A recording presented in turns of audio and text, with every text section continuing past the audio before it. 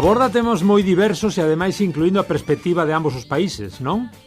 Sí, queremos chegar a moitas cousas que compartimos en común, mas tamén incluir esa dobre perspectiva. Por exemplo, cando foron as eleccións galegas intentamos abordalas tendo en conta como se vivían desde o lado portugués e o mesmo cando foron as eleccións portuguesas. Fixemos tamén varios programas relacionados co 25 de abril. Falamos de cinema, de música, de rally, evidentemente de lingua, da ligazón de Vigo e Porto a través do tren, etc.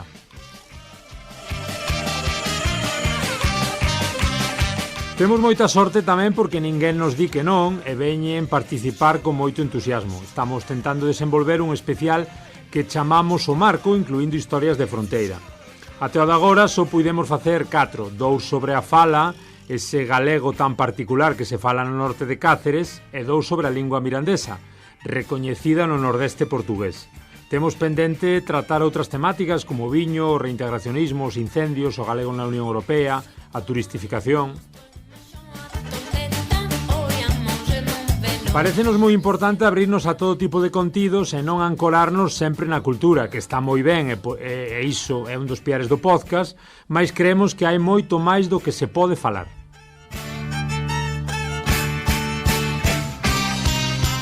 Por que facer esta análise con dobre perspectiva? Pois para nós hai unha continuidade evidente até o Douro como mínimo, que é ata onde intentamos abranguer. Estamos moi unidos, mas á vez tamén somos uns grandes descoñecidos. Queremos que a xente de Galicia escoite falar de Portugal e que a xente de Portugal se afaga a escoitar cuestións galegas con normalidade e ademais de cuestións que están afastadas dos medios habituais. De feito, cando falamos con persoas de Portugal, confírmannos que Galiza non está presente nos medios, que se trata como unha cuestión minoritaria. E polo lado galego xa sabemos que acontece algo similar. Portugal, mesmo nos medios tradicionais, trátase na sección de internacional ao lado de Singapur ou de Kenia.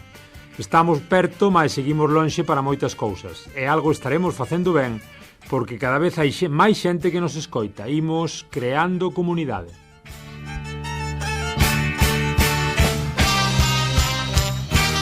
Isto é o que titulaba Laura Veiga o 8 de xuño de 2024 baixo o título Germán Estévez, creador de Galiportus, queremos que a xente da Galiza escoite falar de Portugal e que alí se afagan as cuestións galegas.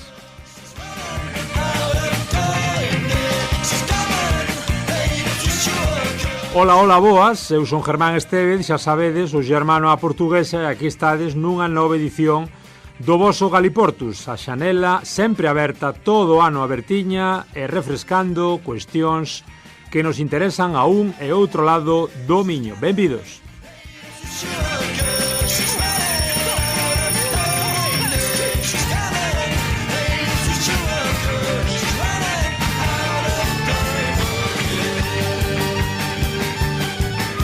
E benvidas. Hoxe falamos de nós, xa tendes unha idea polo que acabades de escoitar por esta entrevista que nos fixeron no 2024 para Nós Diario. Como dicimos, falamos de nós, do Galiportus, falamos deste espazo de Radio Eriz, este espazo que tendes nas plataformas para escoitardes cando queirades, e facemos o resumo desta segunda temporada 2024-2025. 44 capítulos de entrevistas, nada máis e nada menos, e 30 edicións da versión express que denominamos Historia e Historias. Son case 11 meses de traballo que van dende outubro do 2024 a setembro do 2025, xusto antes da merecida pausa para tomar forzas e irmos pola terceira edición do Galiportus. Se non tiveches ocasión de escoitar algúns dos episodios, aí vai a síntese de todo o que abordamos, que foron ben de temáticas.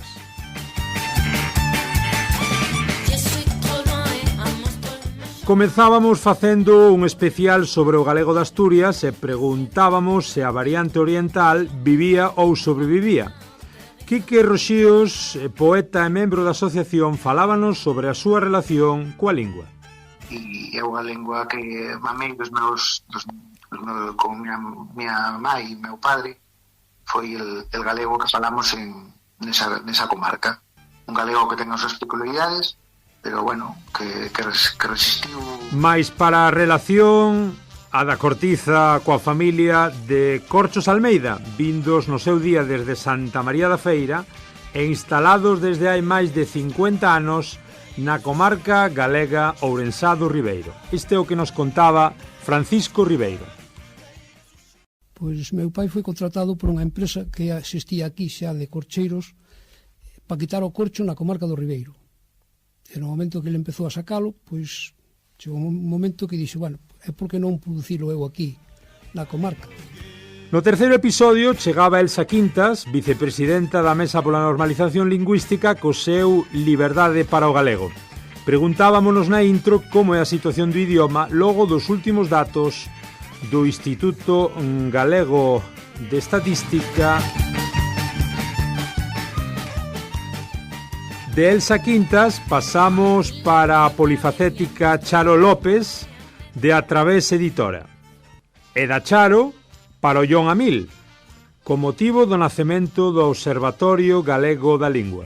En novembro recibíamos o deputado galego nos estudios da radio, Iago Tavares, para falar de neofalantes, eses falantes novos que se soben ao carro do galego. Iago comentaba isto a raíz dunha polémica no Parlamento Autonómico galego. Bueno, en isto é lamentable que a deturpación dun debate, ou mellor por falta de traballo de preparación, pois se teña que meter en cuestións persoais, en cuestións familiares, e despois tamén non entendo, pois bueno, esa que lle pareza malo ao Partido Popular que haxa persoas que, aínda que, o mellor, educadas no castelán, pois decidan voluntariamente pois utilizar a lingua propia do seu país. E pouco despois chegaba á radio Chema Failde, presidente da Sociedade Galega de Xeriatría e Xerontoloxía, co cal tivemos a ocasión de falarmos, de partirmos sobre envellecemento activo e de Blue Zones, coa comarca ourensá de Celanova a piques de ser nomeada como a sexta Blue Zone do mundo, isto é, a máis envellecida.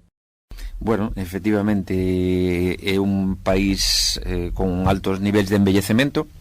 Podemos velo desde a óptica negativa, pero eu prefiro velo desde a óptica positiva. É dicir, o envellecemento foi a gran conquista social dos últimos 100 anos. Simplemente recordar que a principios do século XX a xente tiña unha esperanza de vida de 34 anos, como estabas a decir na introdución, actualmente estamos en Galicia nunha esperanza de vida media de 83 anos. De vellos, volvemos á lingüística e recibimos ao Carlos Aenlle, autor do primeiro dicionario galego de Asturias. Cantas historias nos contaba.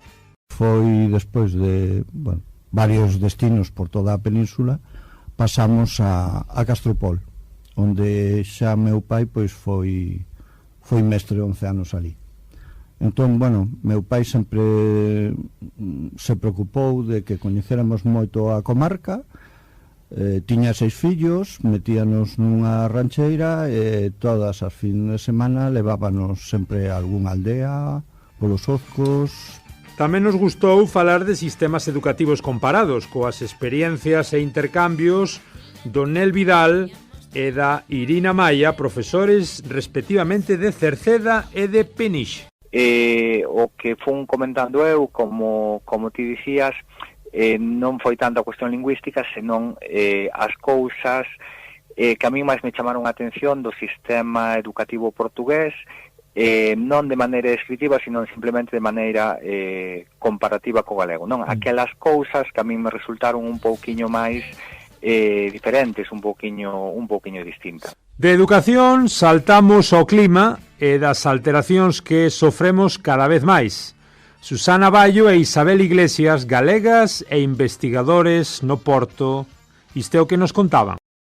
Como é o teu titular, Isabel?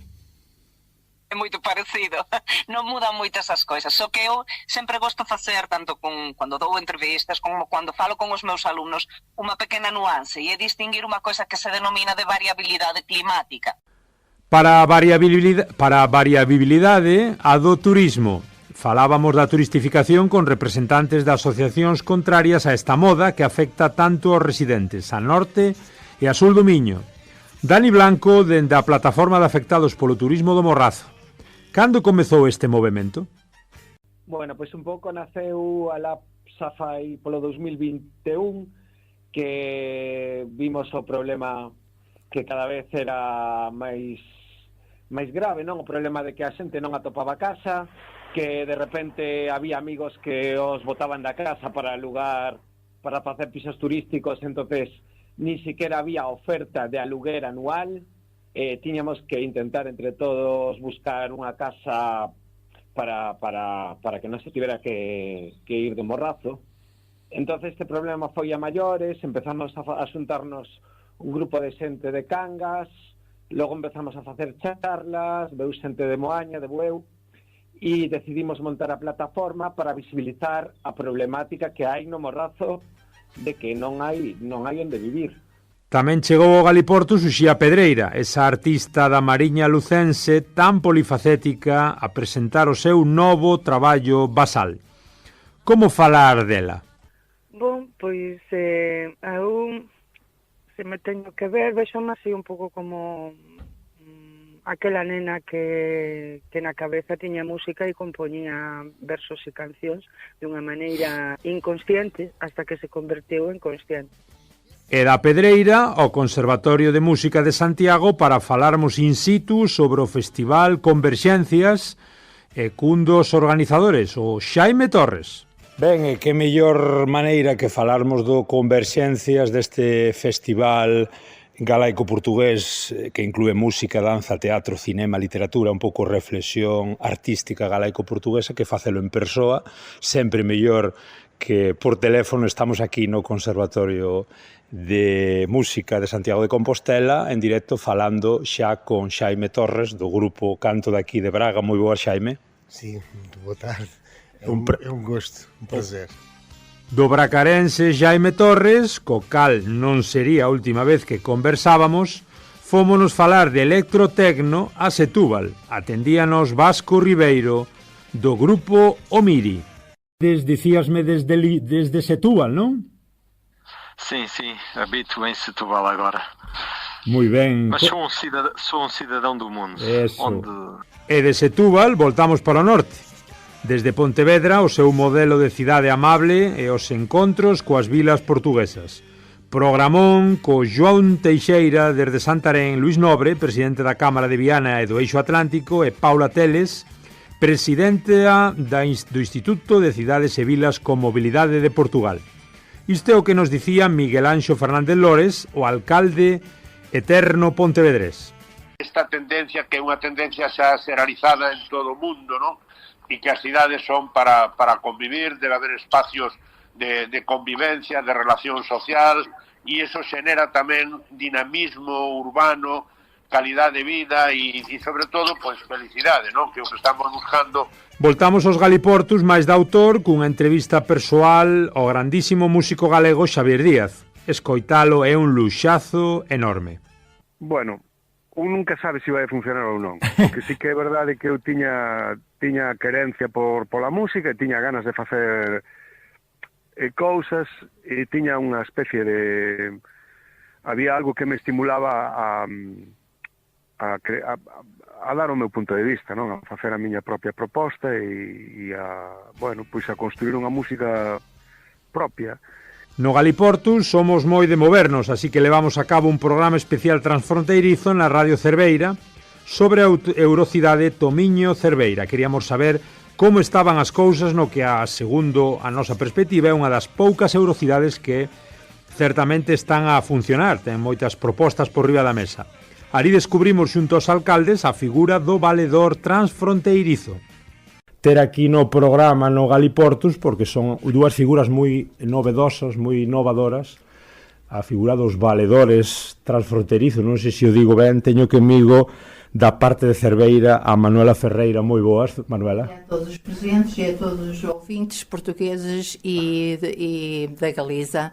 A todos un bon día. Maravilla, bon día tamén para vos. Agora me comentades un pouco que é isto dos valedores. Por último, saúdo tamén, teño aquí ao meu lado a Andrés Sastre, o recén nomeado valedor da parte de Tomiño. Moi boas, Andrés. Hola, bo día.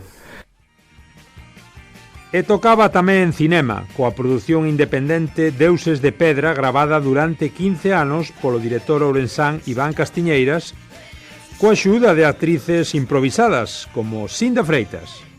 falamos de cinema, falamos de Raya Seca, falamos de Deuses de Pedra. E da Raya Seca voltamos falar da lingua e de libros desta vez. Chegou aos nosos estudios Carlos Callón co seu libro negro da lingua galega. Un manual de consulta obrigada imprescindível para sabermos o que leva a sofrer a lingua e os seus falantes nos últimos 500 anos. E, por exemplo, é interesante tamén vermos históricamente no comezo da substitución do galego. No libro podes observar, por exemplo, como nun comezo no cal Galiza perde poder político, nun comezo os discursos da monarquía castelá non eran contra a diversidade lingüística e cultural. Había discursos no sentido de un rei ou unha raíña ten máis poder cantos máis países ten con linguas diferentes. De lingua saltamos a hora. Sí, a cuestión da hora. Deberían Galiza e Portugal ter a mesma hora? Jorge Mira, investigador da USC, e Rui Agostiño, responsable do Observatorio Astronómico de Lisboa, protagonizaron unha das conversas de maior nivel do noso Galiportus. Jorge Mira falando da historia do fuso horario no Estado español. Na Guerra Civil Española, os bandos republicanos e o bando nacional de Franco cambiaron ata case unha dúcia de veces o seu fuso horario por cuestións de economía de guerra. Non o fixo só España. E de guerras e de horas pasamos ao ciclismo, aproveitando a cuarta edición do Gran Camiño, a maior proba galega. Este ano arrancando na Maia, xusto ao lado do Porto. Con Ezequiel Mosquera, Gustavo César Veloso, João Matías ou Nuno Santos conversábamos sobre a actualidade deportiva de primeirísimo nivel. Isto é o que dicía o director Ezequiel Mosquera na súa presentación. Falamos dun ciclista profesional na súa época de moito nivel e, como dicimos, xa despois da retirada estes anos en cuestións organizativas moi boas. Don Ezequiel Mosquera. Hola, moi boas. Foi tamén unha maravilla recibirmos a Xico Paradelo e analizarmos a banda deseñada, o estado da banda deseñada al norte e a sul do Miño. Kiko da Silva, Iria Aldegunde ou João Mascareñas sumáronse á festa da arte gráfica. En que momento che chega isto á vida? Pois isto é o que nos contaba Iria Aldegunde a respecto dos seus inicios coa banda diseñada. Queixábame diso, queixábame de que o Xabarín non poñía os shows que eu quería. Eu sempre me comuniquei dese xeito, sempre facía as miñas cousiñas. Pero con 11 anos a miña nai lera que había o garaxe hermético, fora os cursos de verán que había, e moito máis tarde, estivo tamén fantástico o celebrarmos o 30 aniversario do Ponte das Ondas, cun especial nos nosos estudios aos que acudiron escolares do Cole de Alleriz. Nun día de festa radiofónica e de programa feito á vez en varios puntos da Eurorrexión, eran moitísimos os que se sumaban á iniciativa. Parabéns a Ponte nas Ondas! Saúdos aquí dende Arins, 30 bicos, 30 apertas. Os nosos parabéns por todo ese traballo. Sodes cultura, sodes país, sodes idioma e sodes imprescindibles. Así que a por outros 30, toda a nosa admiración. E aquí continuamos neste especial do Galiportus peche de temporada, xa sabedes, recordando os mellores momentos, as mellores entrevistas, as mellores conversas e os mellores convidados desta temporada 24-25 que nos levou a facer case 45 entrevistas e 30 especiais do Historia e Historias. Unha das versións do Galiportus que máis nos presta é a comparativa. Xogamos con ela nunha conversa dual entre o Festival Culturgal, Festival Pontevedrés, e a Sexta 13 de Montalegre. Camilo Franco, director do Culturgal. Eu creo que para alguén que non coñeza a cultura en Galicia, pasarse polo Culturgal e levar unha idea bastante completa do que sucede, sobre todo cunha proxección especial ao ano seguinte. E pasamos a celebrar o Día Mundial da Lingua Portuguesa con músicas africanas e co DJ Sula, que nos visitou e nos amenizou a mañá. Grazas á iniciativa Cravos e Rosas do 25 de abril ao 17 de maio, contactamos con Castor Pérez, profesor e historiador, investigador das raíces do camiño Miñoto-Ribeiro, que conecta Braga con Compostela, nun programa onde tamén intervén Xulia Fernández, presidenta da Cámara de Vilaverde. Así soaba Castor falando da recuperación dun camiño que era descoñecido até hai ben pouco. Non sabía nin de onde viña nin para onde iba. Quero dicir, sabía que ali había hospitais de peregrinos, pero non tiña constancia. E entón así foi como, de alguna maneira, sempre moi rigurosa ca documentación e ca historia, apareceu, levouse a cabo a resurrección deste camiño, que ata entón era descoñecido. Eso foi así un pouco a orixe de todo isto. Do Miñoto Ribeiro pasamos falar da Raya Seca e das asociacións europeas de cooperación transfronteiriza. Inés Guzmán e Valeria Paul formaron un tándem impresionante, mas para que poden servir estes AECTs? Explico isto porque é un instrumento que seguramente, ou en boa medida, non era moi querido e non era moi da apetencia por parte dos Estados membros. Era moito máis demandado por parte das administracións locais de moitos lugares, locais, regionais entende de regionais, no contexto europeo entendese por unha administración infraestatal.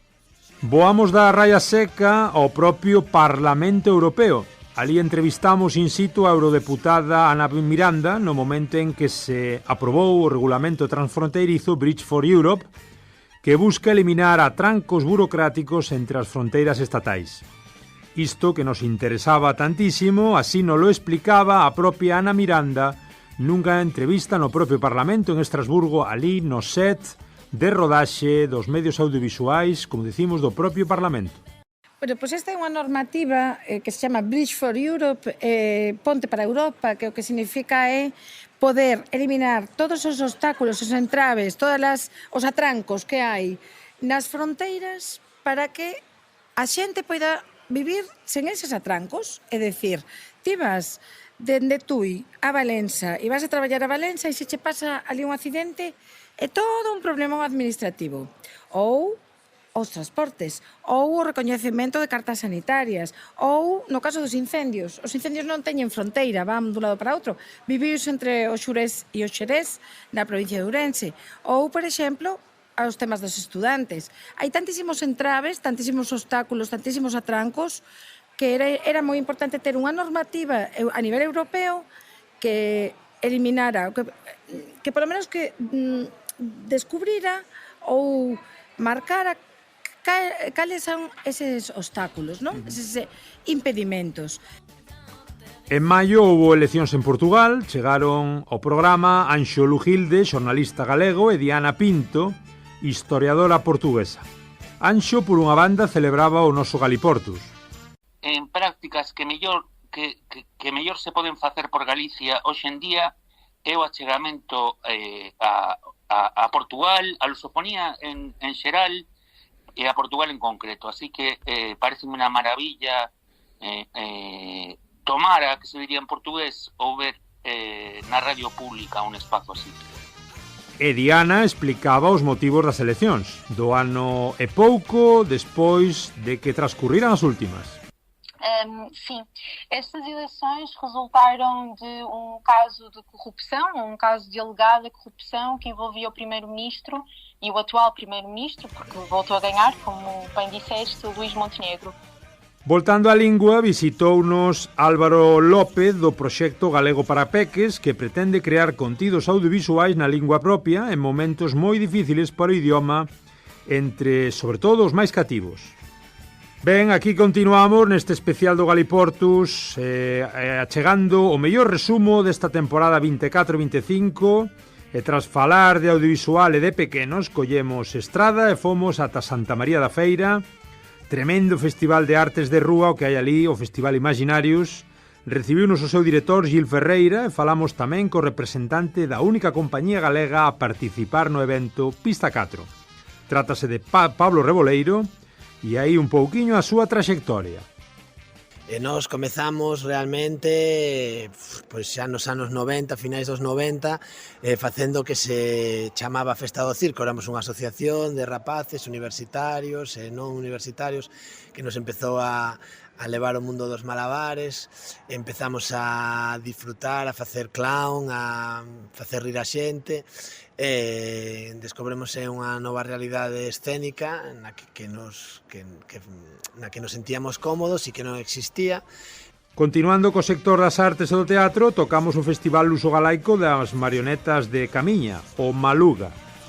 En xuño xa chegou Xavier Paz aos nosos estudios, ese fantástico libreiro e editor. Con el falamos da newsletter chamada Meridiano 8, os irmanamentos galaico-portugueses entre vilas e a mobilidade transfronteiriza. Olá, bon día, boa tarde para quen o vira a unha hora do día ou a outra.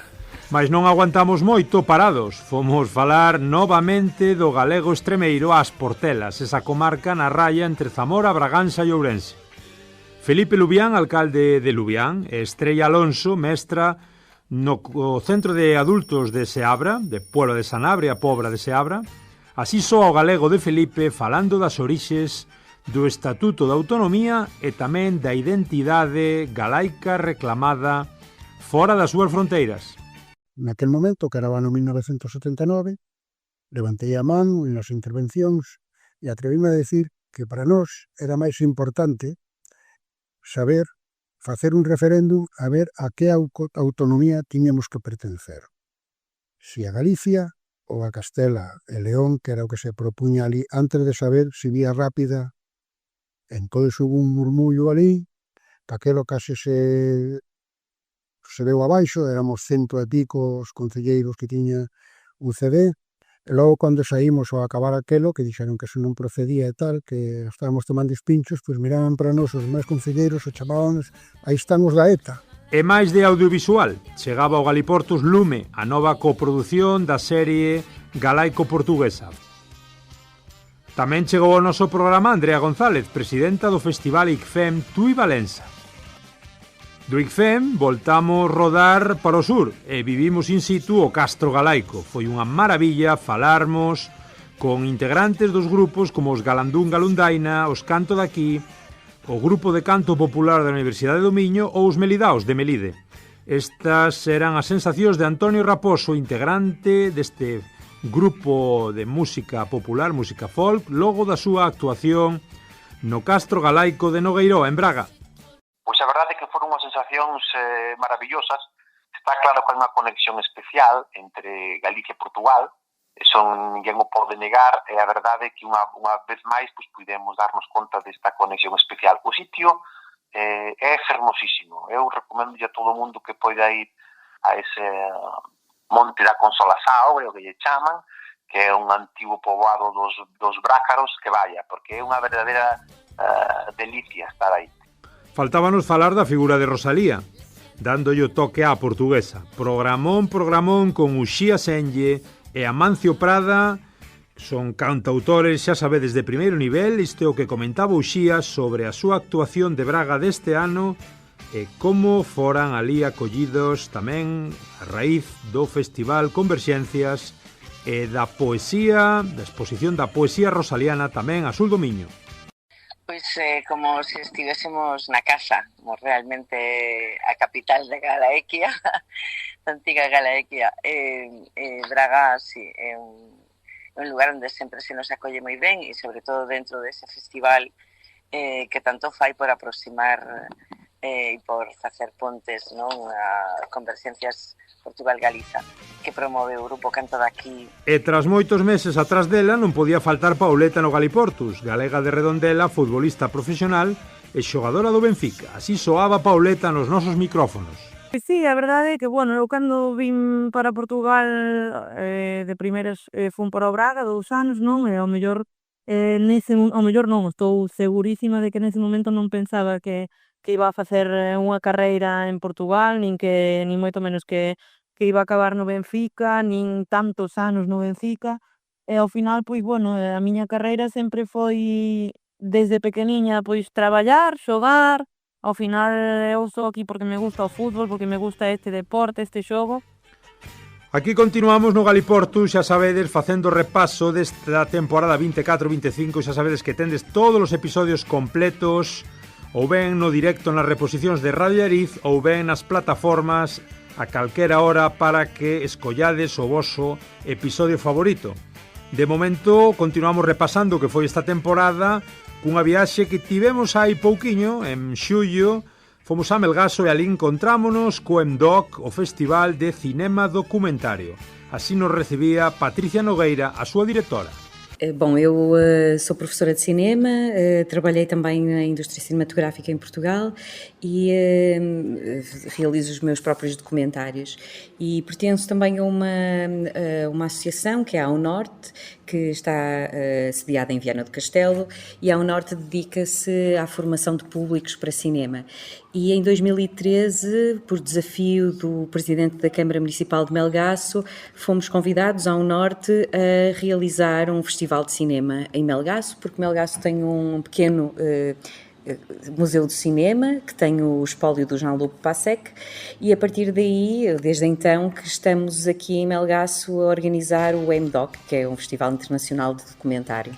E canto nos prestou tamén o programa festeiro cos Compañía Algazarra e os Mecánica Rolling Band. Tempo de verán, tempo de festa e de festivais. Acabando xa a temporada, coa boa nova dunha sentenza xudicial histórica relacionada coa polución do encoro Raiano das Conchas. Recibimos na radio os protagonistas Pablo e Merche da Asociación de Veciños. De onde ven isto todo?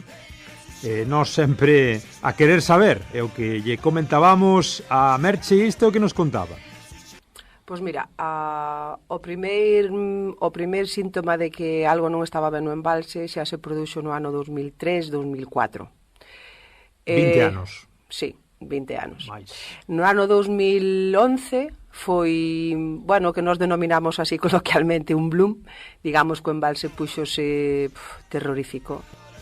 E o último episodio da segunda temporada para un novo ou vello tema medioambiental. Altri é esa tentativa de colocar a macrocelulosa na Ulloa, no corazón verde galego. Recibimos a nova portavoz da plataforma, Patricia Coucheiro. E claro, date conta que falamos dunha plataforma, como imagino que as persoas que nos escoitan se imaginarán, que naceu sendo unha cousa moi pequeniña, para nós xa moi importante, obviamente, porque nos comezos foi donde creo que estuvo a decisión fundamental, e a decisión foi moi brava por parte da nosa comunidade, da nosa comarca e de todas as comarcas limítrofes e ao final de toda Galicia, que foi dar un paso adiante, un paso decidido.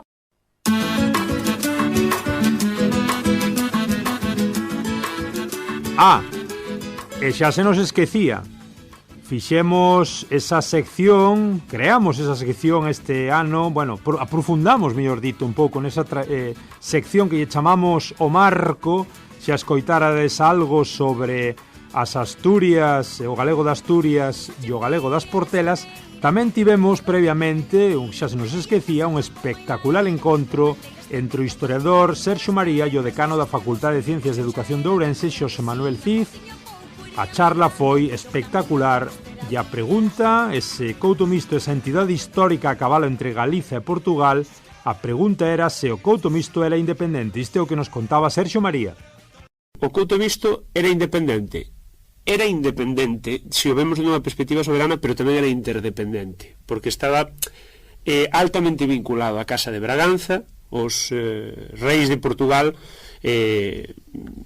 a partir de João IV e da Guerra da Independencia, convírtese os duques de Braganza en reises de Portugal. E nese momento o duque de Braganza é quen confirma os xuíces civiles e gobernativos, que son a institución presidencial do Couto Misto, a institución, a capitas política do sistema político do Couto Misto.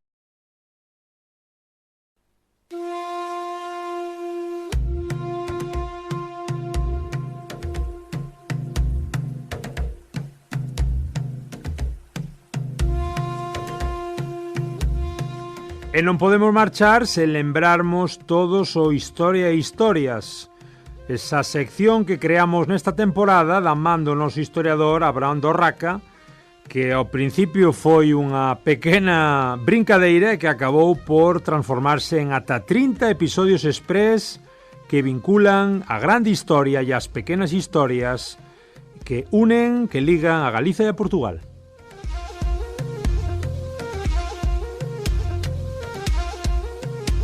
Episodios que, bueno, xa vos vai soando a cabeceira, non? Digo que episodios que van de todo tipo, desde eses mortos non son nosos, cos que abríamos a temporada, a Memoria solagada, no lindoso As Irmás Touza, Era Camões, tamén galego, O urso transfronteirizo, Celeste o cravo galego, Inés de Castro, eu creía que eran mortos daqui, Fraga e Rueda contra ou a versión de cada un coa lusofonía, ou o Teófilo Braga e a etnicidade galaico-portuguesa.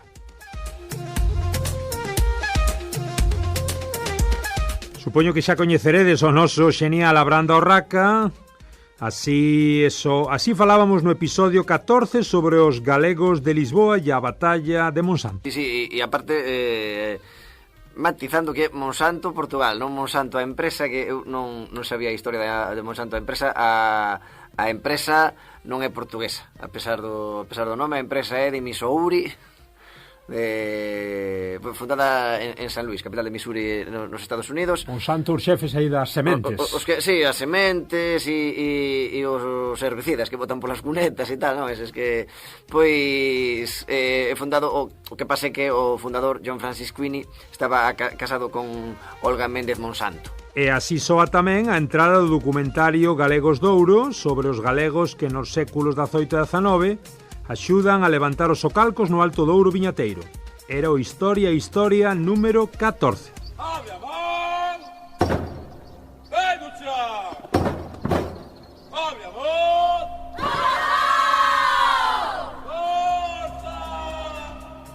En agosto falábamos tamén do Día de Galiza Mártir en relación ao asesinato do histórico galeguista Alexandre Bóveda.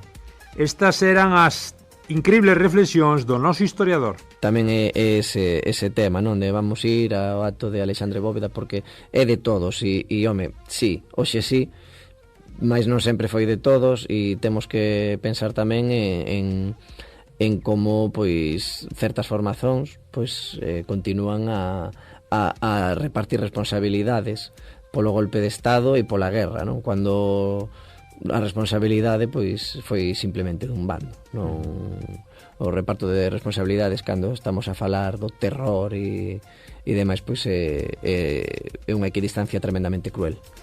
E como non lembrarnos, por exemplo, das figuras como Agapito Serra, ese galego que iniciou o cinema sonoro en Portugal.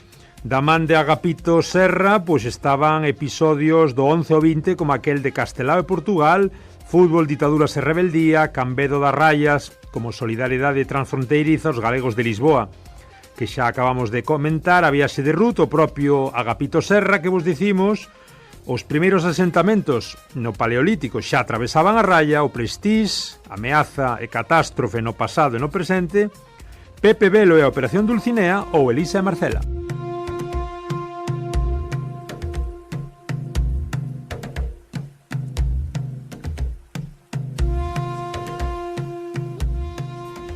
Como non lembrarnos, por exemplo, dicimos desta figura como foi Agapito Serra, galego que iniciou o cinema sonoro en Portugal.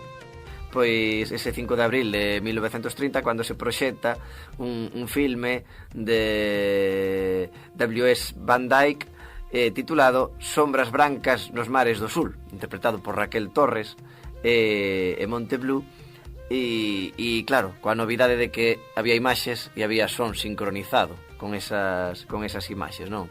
Dai, pois, ese sobrenome que recebe o Agapitito de ser, pois, ese galego que iniciou o cinema sonoro en Portugal. E concluímos tamén con estes 10 últimos episodios do Historia e Historias, os exiliados de Portugal na época da República, de instalación da República en Portugal, exiliados que acabaron en Monforte, tamén o Latón, o barrio portugués de Moaña, Manuela Rei, actriz galega do teatro portugués do 18, Día de Portugal, Camões e das comunidades portuguesas, de cervexas e cafés, Fernando Venancio e o galego Xoán de Nóvoa, Xa escoitastes eses galegos de ouro, ese Alexandre Bóveda e a Galiza Mártir, ou tamén os efectos do terremoto de Lisboa, esa alusión ao tremendo terremoto de Lisboa do século XVIII e os efectos que se deixaron ver mesmo no lado norte do Miño. Notouse o tema da alteración do mar. De facto, no caso aparece en algún documento en Vigo, pois iso, ondas de máis de 3 metros, e se ao longo do día, cada 12 horas hai unha preamar e unha baixamar, non? Hai esa alternancia de mareas, máis menos. Falaban de que nun día variara a marea da prea a baixamar unhas 6-7 veces.